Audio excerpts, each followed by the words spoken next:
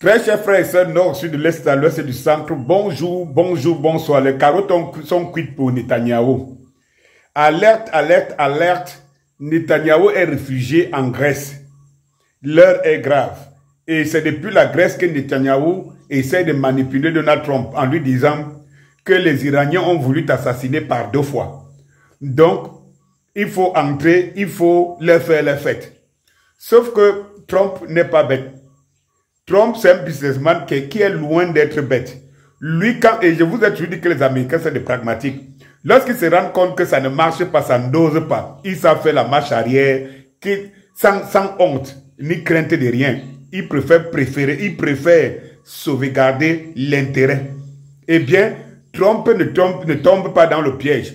Parce que Trump lui-même constate que le Moyen-Orient, c'est une ébullition où c'est par là où les États-Unis peuvent complètement finir, que ce soit militairement ou économiquement. N'oubliez pas que la Chine a envoyé les armes et le matériel militaire à l'Iran. N'oubliez pas que la Corée du Nord a envoyé le matériel pour l'Iran. N'oubliez pas que le Pakistan est prêt. N'oubliez pas que le reste du monde tourne le dos à Netanyahou.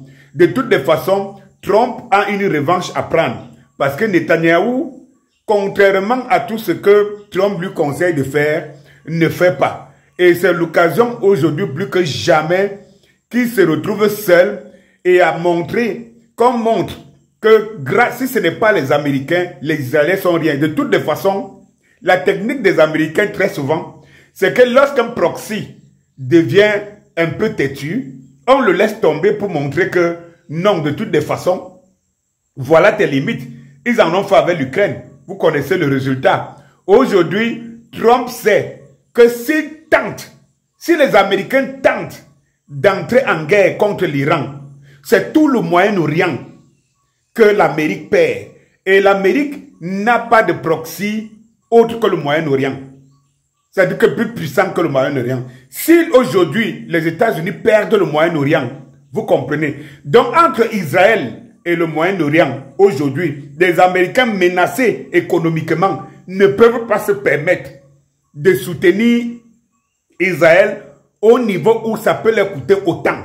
J'ai dit que je prends encore l'exemple de l'Ukraine. Eh bien, ce que vous savez, c'est que voilà donc Netanyahou qui est réfugié en Grèce. Et il faut qu'on poursuive la Grèce. Parce que la Grèce est en train de garder quelqu'un qui est recherché par la Cour pénale internationale. Il faut que la Grèce nous dise pourquoi elle garde quelqu'un qui est recherché par la Cour pénale internationale. Et quelqu'un qui a mis son pays, autant pour moi, quelqu'un qui a mis son pays à feu et à sang.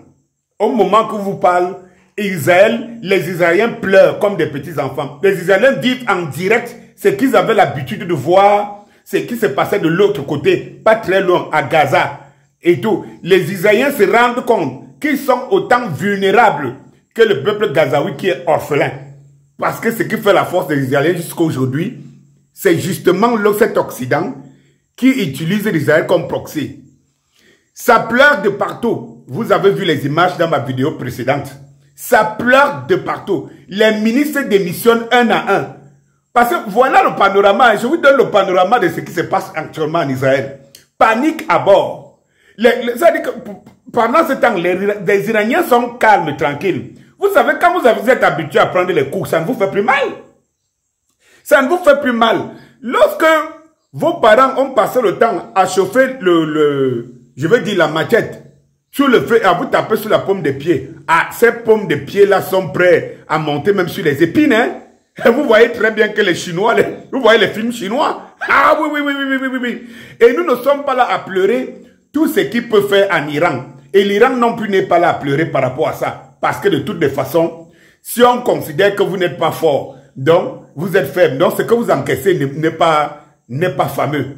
Aujourd'hui, Netanyahou a poussé le bouton aussi loin que personne. Je vous disais l'autre jour que l'Iran a intercepté une frégate britannique qui prenait les renseignements dans les rives pour Israël. Et les Britanniques même sont les premiers encore à dire qu'ils n'assisteront pas Israël cette fois-ci. Parce que tout le monde sait. Vous savez, l'Occident a déjà un pied dehors. Un pied dehors. Et donc, c'est lui qui les amène à avoir les deux pieds dehors. Non, non, non, non, non, non, non, non, man, tu meurs dans ton propre film. Et puis, les Iraniens ont endormi, donc pendant longtemps, les Israéliens. Parce qu'à chaque fois qu'ils tirent, ils font ceci, les Israéliens parlent calmement. Et puis, vous voyez la technique des Iraniens, c'est comme les Russes. C'est-à-dire que pendant longtemps, les Russes faisaient donner l'impression que non, ils ne peuvent pas, la guerre est plus forte. Vous voyez les médias mainstream qui en commentent à cœur joie et tout ça. Ils ne se rendent pas compte que les Russes les mettaient dans un piège, donnaient l'impression d'être faibles et ne pouvant plus rien faire, mais qu'ils étaient en train de se préparer pour un assaut final. Parce qu'on va revenir sur la Russie. Hein. La Russie prend des villes tous les jours encore, tous les jours. Mais Israël a réussi à faire en sorte que Zelensky soit encore plus mal et se sente de plus en plus isolé. Ils sont donc comme ça, tous les proxys américains sont isolés en ce moment. Vous avez Zelensky de l'autre côté, Netanyahou de l'autre côté, d'un côté Netanyahou de l'autre côté. Et cela ne s'arrête pas et ça ne s'arrêtera pas là. Oui, dans les formations de ce matin ou de cette journée, c'est que Netanyahou n'est pas, contrairement, mieux encore même, Zelensky. Parce que malgré tout, il était resté en Ukraine. Netanyahou a fui.